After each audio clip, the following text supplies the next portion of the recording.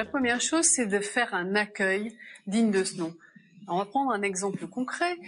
Un manager a eu comme message de la part de l'assistante de rappeler son interlocuteur, et cela fait 3 fois qu'il rappelle, parce que bien évidemment, le message n'est pas tout à fait passé et que le manager n'a toujours pas appelé.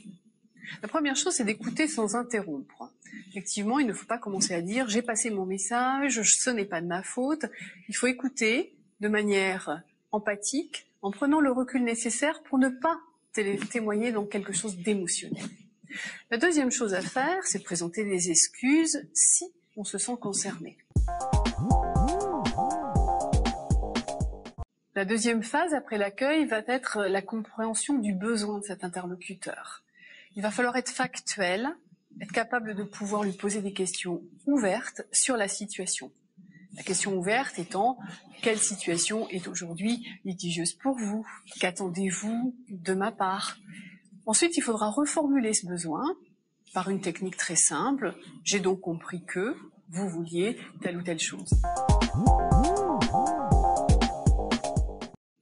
La troisième phase sera la phase convaincre, qui est une phase de réponse à la demande.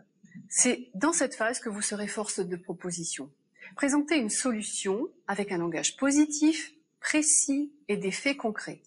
Attention, ne vous engagez que sur ce qui est possible. Vous allez maintenant aborder la quatrième phase, la phase conclure, et n'oubliez pas, ce sera la dernière impression que vous donnerez de votre entreprise, de votre manager et de vous-même.